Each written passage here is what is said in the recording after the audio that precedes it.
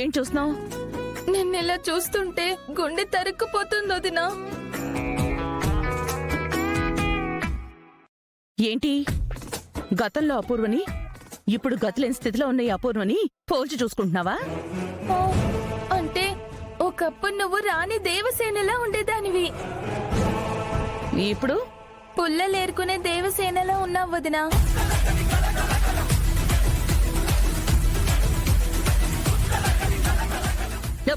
చిచి, నిన్ను నన్ను నాకే దరిద్రంగా చూపిస్తున్నావా?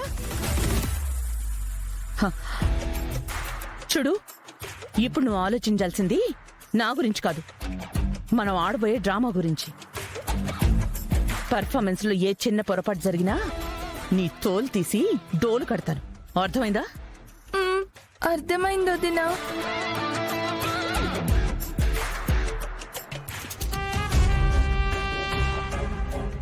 అదిగో అన్నయ్య వస్తున్నారు. కానీ మొదలుపెట్టు. దొరికిపోతానేమో వదినా. నేను చెప్పినట్టు చెయ్యి, నోరు మూసుకుని. వస్తున్నాడు. నేను చెప్పినట్టు చెయ్యమన్నానా? చెయ్యి. వెళ్ళు.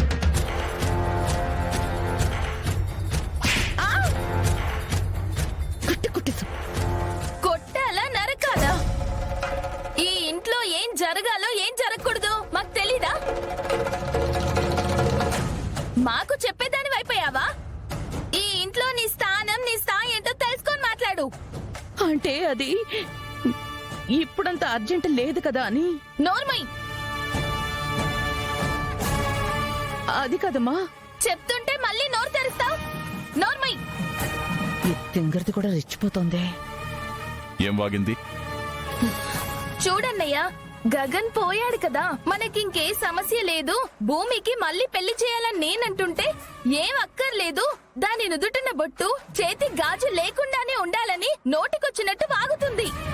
ఇప్పుడు దానికి పెళ్ళేంటి అని అంటుంది.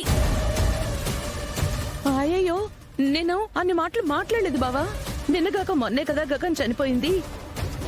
అప్పుడే భూమికి మళ్ళీ పెళ్ళంటే బాగోదేమోనని. ఎంతైనా భూమి గగన్ని ప్రాణానికి ప్రాణంగా ప్రేమించింది కదా పాపం. ఏం బావా, నేనేమన్నా తప్పుగా మాట్లాడానా? నువ్వెవరు నా కూతురికి పెళ్ళొద్దని చెప్పడానికి? అదేంటి బావా, నేను ఈ ఇంటి మహారాణి, ఈ ఇంటి మహాలక్ష్మిని బావా. Shut up. అయ్యో, తను ఒప్పుకోదు బావా. అనవసరంగా వృధా ప్రయాస. ఒప్పిస్తాను.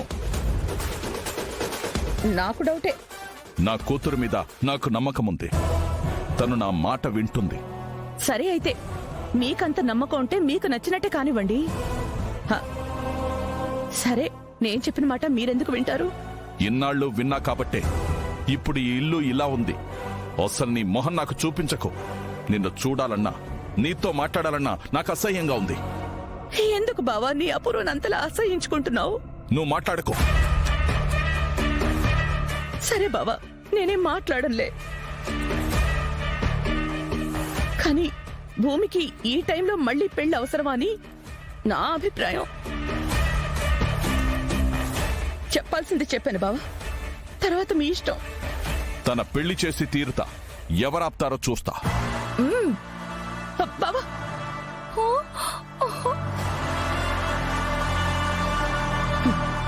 మాకు కావాల్సింది కూడా అదే కదా. సారీ వదినా, కొంచెం గట్టిగా కొట్టేశాను. ఎన్నేళ్ల పగతో కొట్టేవే నన్ను?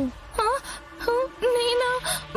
అయ్యో రామా, నీ మీద నాకు పగ భక్తి తప్ప వేరే భావమే లేదు వదినా. కొడితే కొట్టావు గాని మీ అన్నయ్య మన దారిలోకి వచ్చాడు. ఆ భూమి ఎక్కడున్నా పిలిపించి వెంటనే దాని పెళ్లి ఏర్పాట్లు చేయాలి. వదినా, ఇంతకీ పెళ్లి కొడుకు ఎవరు? Wait and see. ఏయ్ భూమి, రా. ఎక్కడున్నావో త్వరగా రా. నేను నీతో ఆడాల్సిన ఆటలు ఇంకా చాలా ఉన్నాయి.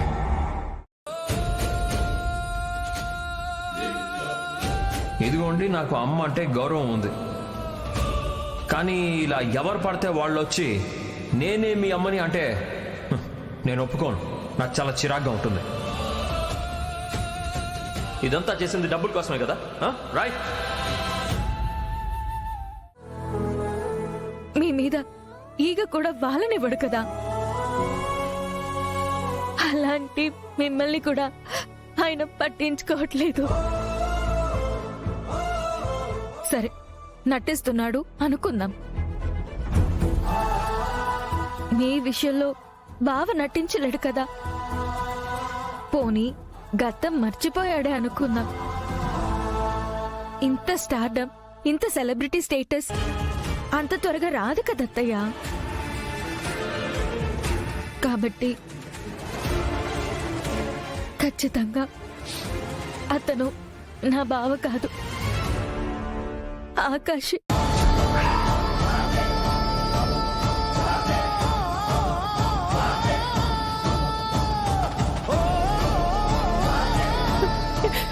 మరి మరి గగన్ ఏమైపోయాడు? బావ ఆ రోజే ఆ లోయలో పడి చనిపోయాడు.